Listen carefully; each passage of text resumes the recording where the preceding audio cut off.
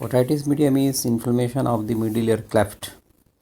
जब मध्य कर्ण में सूजन आ जाती है कान में, तो आप उसको ओटाइटिस मीडिया बोलते हो। Means the inflammation of middle ear. कल हमने आपको बताया था कि एक्सटर्नल ईयर, मिडिल ईयर और इंटरनल ईयर, ईयर के 3 भाग होते हैं। तो मिडिल ईयर के जो मेन कंपोनेंट होते हैं वो 3 हड्डियाँ और साथ में Eustachian tube. This is the middle ear important part. साथ में टाइम्पैनिक मेम्ब्रेन एसोसिएटेड तो होती है और अंदर की तरफ internal ear means vestibule and cochlea. So middle ear में जब भी सूजन आ जाती है तो आप उसको ओटाइटिस मीडिया बोलते हो। यदि हम क्लासिफिकेशन देखें तो ओटाइटिस मीडिया 3 प्रकार का होता है। एक्यूट ओटाइटिस मीडिया, सब एक्यूट ओटाइटिस मीडिया और chronic otitis media.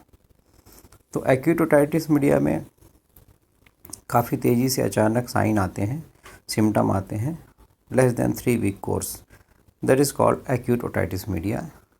And second on the sub acute otitis media 3 weeks to 3 months, that is called subacute otitis media.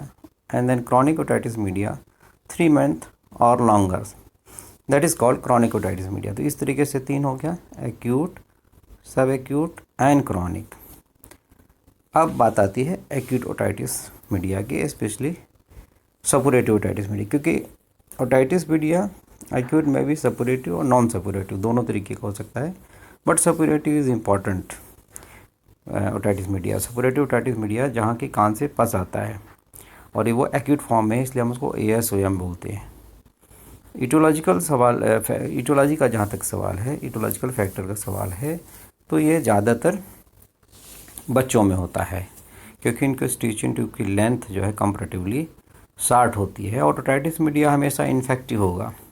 जो पायोजेनिक ग्रुप ऑफ बैक्टीरिया हैं वो सबसे ज़्यादा रिस्पॉन्सिबल होते हैं otitis media के लिए।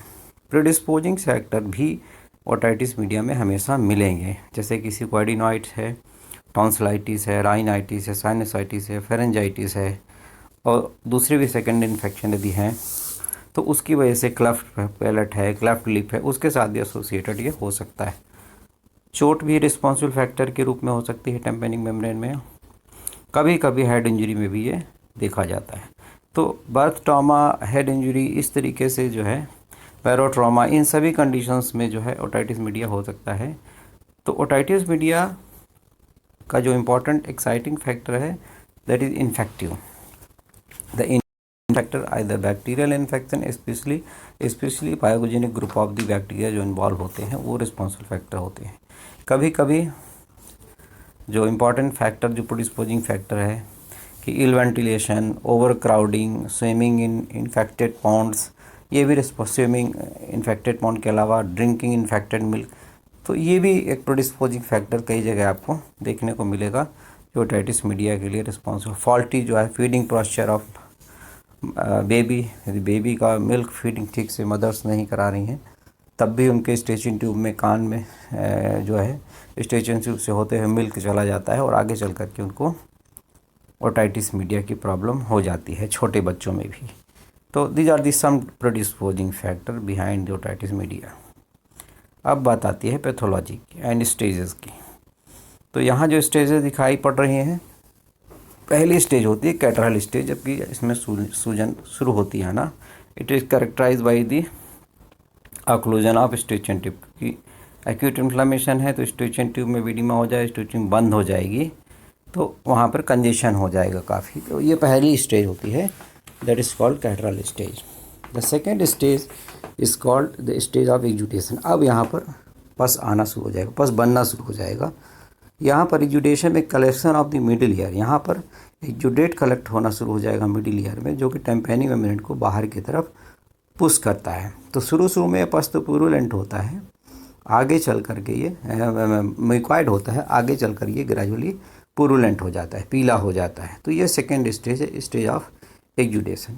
अब तीसरी स्टेज इसके बाद कुछ दिनों के बाद आ जाती है, that is called stage of सपुरेशन।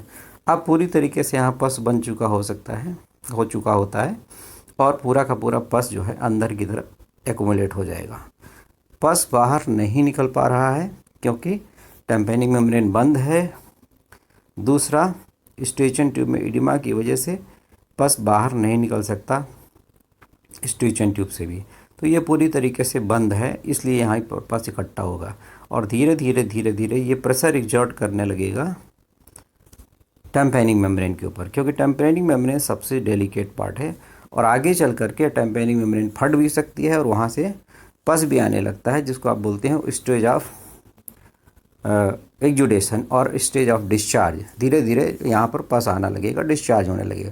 तो स्टेज ऑफ सपुरेशन के बाद स्टेज ऑफ डिस्चार्ज भी आता है, जिसमें पस जो है ओटोरिया के रूप में निकलने लगता है और इम्पॉर्टेंट सिम्टम यहाँ पर होता है, इसको आप बोलते हैं ओटोरिया। तो मिडिल ईयर से पस आने लगा because of rupture of tympanic membrane. उसके बाद फिर यदि पस निकल गया, सब कुछ ठीक रहा, तो स्टेज ऑफ हीलिंग फिर आने लगता है। अब इन्फेक्शन ग्रेजुअली धीरे धीरे कम होने लगेगा और यहाँ पर जो है धीरे धीरे टेम्पेनिंग मेम्ब्रेन में हीलिंग शुरू हो जाएगी, फाइब्रोसिस होने लगेगी एंड ग्रेजुअली ये हील हो जाएगी। तो यदि हील हो गया तो ठीक है, यदि परसिस्टेंसी ऑफ इन्फेक्शन बना रहा वहाँ पे तो एक स्टेज और आ जाती है, जिसको बोलते हैं आप स्टेज ऑफ कॉम्प्लिकेशन। तो ये यदि यहाँ पर इन्फेक्टिव फोकस बना हुआ है तो आगे चल कर के ये मेस्टॉइड में जो है एसेंड कर जाएगा इन्फेक्शन और वहाँ पर जाकर के कैटरल मेस्टोडाइटिस क्रिएट करता है। तो मेस्टॉइड एयर सेल्स में भी इन्फेक्शन हो जाएगा। तो इसीलिए कहा जाता है कि एक्यूट सपोरेटिव ओटाइटिस मीडिया का इमीडिएट कॉम्प्लिकेशन मेस्टोडाइटिस होता है। तो मेस्टॉइड एयर सेल भी इन्वॉल्व हो जाएगी और मेस्टोडाइटिस उसको हो जाएगा। अब बात आती है सिम्टम की। तो जो कॉमन सिम्टम आते हैं, जब कंजेस्टिव स्टेज है तो निश्चित रूप से जब कंजेशन होगा तो सबसे पहला सिम्टम आता है कि कान में भारीपन आने लगता है। भारीपन क्यों आ रहा है? स्टेचन ट्यूब इडिमा की वजह से। फिर कान में धीरे धीरे दर्द शुरू हो जाएगा, क्योंकि सूजन है तो कान में दर्द होने लगेगा। फिर कान से कम सुनाई देने लगेगा। फिर कान में आवाज़ आना लगेगा, जिसको आप टेनेटस भी बोलते हैं, रिंगिंग एंड बजिंग साउंड। और कभी कभी जो है ऑटोफोनी भी होने लगती है, इको होने लगता है। और जब आप एग्जामिन करते हो तो टेम्पेनिंग मेम्ब्रेन बाहर की तरफ जो है ग्रेजुअली, शुरू में तो रिट्रैक्ट होगा, लेकिन जैसे ही पस इकट्ठा होगा तो बाहर की तरफ बल्क लगता है। तो इसी स्टेज में रिट्रैक्शन ऑफ टेम्पेनिंग मेम्ब्रेन होने लगता है, क्योंकि अंदर इडिमा है। तो इस तरीके से यहाँ पे लिखा हुआ है card wheel appearance of the ear drum. Card wheel appearance ear drum का होने लगता है बिकॉज ऑफ निगेटिव प्रेशर अंदर की तरफ क्रिएट हो रहा है, इसलिए इस प्रकार का डेवलपमेंट जो है होना लगता है। तो जो टेम्पेनिंग मेम्ब्रेन की जो रिफ्लेक्सेस हैं वो भी कम हो जाते हैं, सिकुड़ जाती है टेम्पेनिंग मेम्ब्रेन में खिंचाव की वजह से, बिकॉज अंदर की तरफ एक नेगेटिव प्रेशर क्रिएट हो रहा है। तो इस प्रकार के सिम्टम पहली स्टेज में आते हैं। अब दूसरी स्टेज आएगी। दूसरी स्टेज में क्या होती है, देखिए इस तरीके का टेम्पेनिंग मेम्ब्रेन हो जाता है। अब दूसरी स्टेज आएगी, स्टेज ऑफ एक्जुडेशन। तो सभी सिम्टम सीवियर हो जाएंगे। जो भी अपनी आपने कहते कि दर्द होना, दर्द बढ़ जाएगा, कई पेशेंट को तो बुखार भी आ जाता है सीवियरिटी ऑफ इन्फेक्शन की वजह से। तो अब दर्द बढ़ता गया, सिम्टम ग्रेजुअली धीरे धीरे बढ़ते जाएंगे, क्योंकि पस ज़्यादा तेज़ी से अंदर बन रहा है, सुनाई भी कम देने पड़ेगा। दर्द अब इतना ज़्यादा होता है कि पेशेंट को स्लीपलेस नाइट हो जाती है, रात भर सो नहीं पाता है दर्द की वजह से। फिर अब सपुरेशन एंड परफोरेशन स्टेज आई, अब और ज़्यादा पस बन गया, फिर वहाँ से वो फट गया। फटने के बाद जो इम्पॉर्टेंट सिम्टम थर्ड स्टेज में अपीयर होता है वह है ओटोरिया। कान से पस आने लगा, डिस्चार्ज आने लगा। तो कई बार पल्सेटाइल डिस्चार्ज भी कान से आता है और ये इंडिकेशन है कि टेम्पेनिंग मेम्ब्रेन रैप्चर हो चुका है। तो इस स्टेज में, सपुरेशन स्टेज में, परफोरेशन भी स्टेज साथ में है, जिसमें कि टेम्पेनिंग मेम्ब्रेन रैप्चर हो चुका है। अब फिर आती है स्टेज ऑफ हीलिंग, जहाँ कि अभी हमने बताया कि यदि छोटा छेद है तो ग्रेजुअली ये रेजिस्टेंस अच्छा है, ट्रीटमेंट भी साथ में दिया तो हीलिंग होगी ग्रेजुअली धीरे धीरे। यदि छोटा छेद बहुत बना है तो ये ग्रेजुअली धीरे हील हो जाएगा, अदरवाइज़ ये आगे चल के क्रॉनिक में भी तब्दील हो सकता है। तो हीलिंग हो जाएगी, इसलिए आप इसको स्टेज ऑफ हीलिंग बोलते हैं। कॉम्प्लिकेशन स्टेज में भी हमने आपको बताया था कि मेस्टॉइड एयर सेल में जा सकता है, यदि प्रॉपर ट्रीटमेंट नहीं चला तो एक्यूट मेस्टोडाइटिस ही क्रिएट कर सकता है। अब आएगी डायग्नोसिस। तो सबसे बड़ी चीज़ है ट्यूनिंग फॉर्क टेस्ट करिए तो पता चल जाएगा कि यहाँ पर कंडक्टिव डीफनेस है, किस तरीके की डीफनेस यहाँ पर क्रिएट हुई। फिर सबसे इंपॉर्टेंट चीज़ है बैक्टीरियोलॉजिकल एग्जामिनेशन और डिस्चार्ज कराइए। रेडियोग्राफी भी करा सकते हैं, लेकिन सबसे बड़ी चीज़ ऑटोस्कोपी कराइए।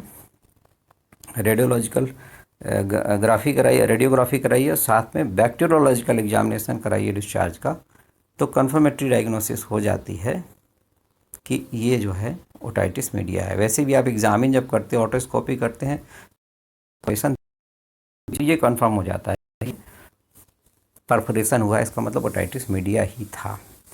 अब बात आती है मैनेजमेंट एंड ट्रीटमेंट की।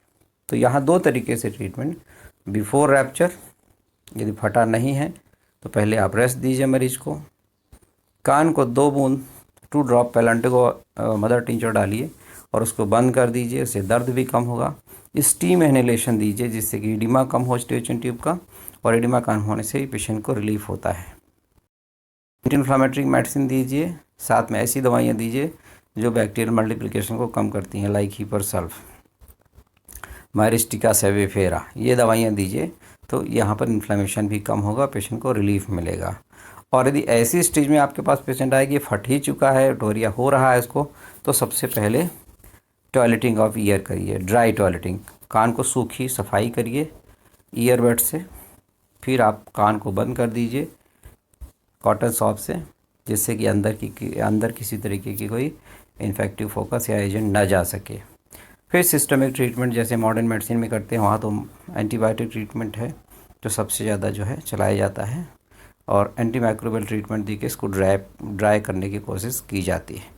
लोकल ट्रीटमेंट में एंटीबायोटिक्स या ड्रॉप आते हैं, क्लोरामफेनिकॉल एक्सेट्रा अदर ग्रुप, तो वो भी चला करके उन लोग लोकल और सिस्टमिक ट्रीटमेंट दोनों करते हैं। लेकिन अपने यहाँ थोड़ा सा डिफरेंट है। तो आपने ईयर टॉयलेटिंग करी, ईयर टॉयलेटिंग करने के बाद आप मेडिसिन दीजिए ड्राइव करने के लिए, like psorinum, very good medicine. Psorinum से धीरे धीरे वो ड्राई हो जाएगा। साथ में आप साइलिसिया भी आप हायर पोटेंसी में दे सकते हैं, मैरिस्टिका से भी फिर आप दे सकते हैं। इसके अलावा जो भी अदर ग्रुप में इंडिकेटेड मेडिसिन है वो भी आप प्रिस्क्राइब कर सकते हैं, जिससे ग्रेजुअली धीरे धीरे ड्राई अप हो जाए। अब सर्जिकल ट्रीटमेंट का जहाँ तक सवाल है, तो एक्यूट ओटाइटिस मीडिया में सर्जिकल ट्रीटमेंट इंडिकेटेड नहीं है, लेकिन ऐसी स्थितियों में जहाँ की सर्जिकल ट्रीटमेंट रिक्वायर्ड हो जाए कि टेम्पेनिक मेम्ब्रेन ठीक से फट नहीं रहा है, काफ़ी दर्द हो रहा है पेशेंट को, ऐसे केसेस में myringotomy is the main treatment of choice, या जिसको आप टेम्पनोटॉमी करते हैं कि इसमें हल्का सा पंचर कर दिया जाता है और इंसिजन लगा करके उसको ड्रेन कर लिया जाएगा। मैरिंगोटॉम एक इंस्ट्रूमेंट आता है, उसको पंचर करके रिलीफ मिल जाता है, ट्रीटमेंट के बाद हीलिंग हो जाएगी। तो एक्यूट ASOM में मैरिंगोटॉमी और टेम्पेनोटॉमी और myringo puncture is the main treatment of choice surgical treatment में। एंड नेक्स्ट होम्योपैथिक ट्रीटमेंट, जैसे आपने पढ़ा सोराइनम, अभी हमने आपको बताया इट्स वेरी गुड मेडिसिन, तो सोराइनम का डिस्क्रिप्शन में लिखा हुआ है। इसके अलावा hepar sulph very good medicine, next silicea, calcarea sulph, belladonna, mercsol, mezereum, plantago major, so they are the important medicine for ASOM। और ये बहुत इंपॉर्टेंट टॉपिक है एग्जामिनेशन पॉइंट ऑफ व्यू से।